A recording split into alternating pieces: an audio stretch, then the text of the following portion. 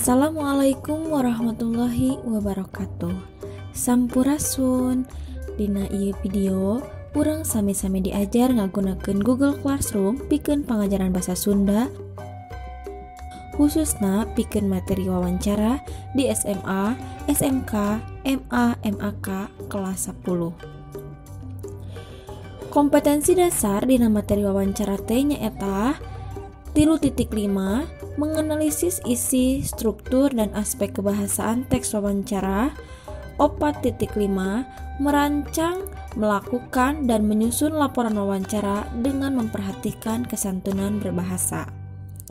Anapun tujuan dina ieu video teh nyaeta pikeun ngadadarkeun prak-prakan dina ngalarapkeun Google Classroom dina pangajaran basa Sunda pikeun murid SMA, SMK, MA, MAK kelas 10 dina materi wawancara.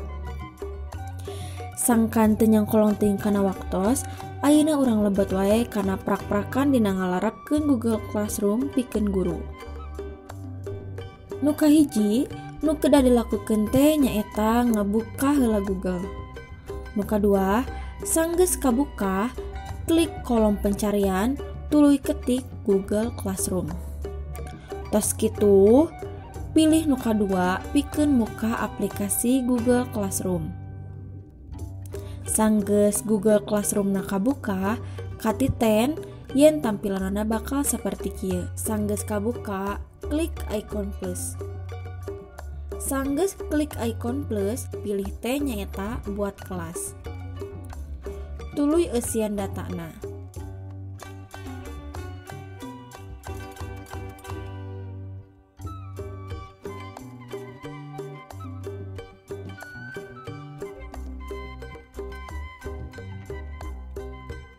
Sanggeus ngeusian data, klik membuat. Katiten yen tampilanna bakal saperti kieu. Dina ieu aplikasi, guru dibere sababaraha fasilitas rohangan saperti forum, tugas kelas, anggota, jeung nilai. Dina tampilan forum bakal saperti kieu. Dina tampilan tugas kelas bakal saperti kieu. Umpamana guru rek mere pancen, klik icon plus buat. Aya sababaraha pilihan pikeun guru mere pancen, bisa mangrupa pancen, pancen kuis, patalekan, atawa nepikeun materi. Saumpama guru rek nepikeun materi, tinggal klik materi.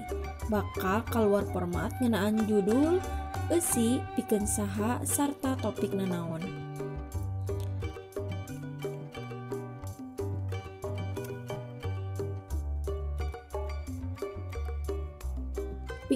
Pikeun materi ngaliwatan Google Drive, bisa langsung klik fitur Google Drive-na, tampilanna bakal saperti kieu.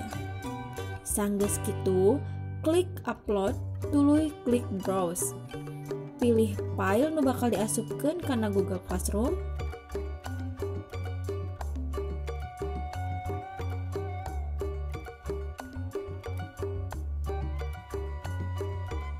Sanggeus beres, langsung klik posting.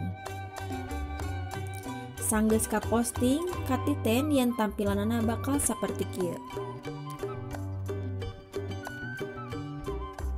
Pikeun materi ngaliwatan link, bisa langsung klik fitur bagi link.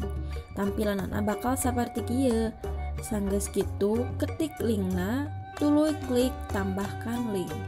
Sanggeus beres, langsung klik posting. Sanggeus ka posting, katiten yen tampilanna bakal saperti kieu.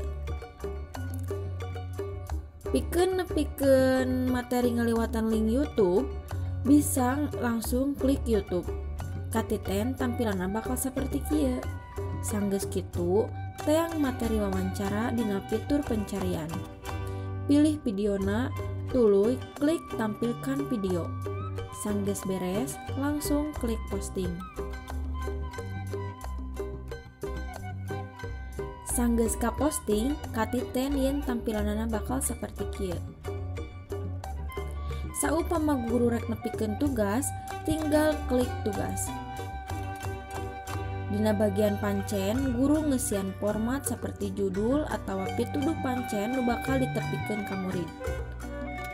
Guru bisa nepikeun keresaha eta pancen, nangtukeun poinna sabaraha, nangtukeun batas ngumpulkeunna iraha, topikna naon, sanggeus beres langsung klik tugaskan. Katiten tampilanana bakal saperti kieu. Saupama guru rek nepikeun pancen kuis, tinggal klik tugas kuis. Katiten tampilanana bakal saperti kieu. Saupama guru rek nepikeun patalekan, tinggal klik pertanyaan. Katiten tampilanana bakal saperti kieu. Dina fasilitas rohangan anggota, tampilanana saperti kieu. Dina fasilitas rohangan nilai, tampilanana bakal saperti kieu. Sangkan siswa gabung kana ieu kelas, guru bisa ngabagikeun ieu website ku cara mere kode kelas. Guru tinggal klik kode kelas, ikeun ka WhatsApp group. Guru oge bisa mere bewara atawa keterangan sejenna dina format saperti kieu. Sanggeus kitu, klik posting.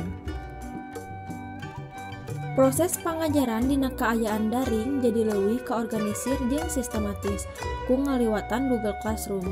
Ieu aplikasi ge bisa diakses di mana wae, iraha wae ngaliwatan laptop, komputer atawa HP.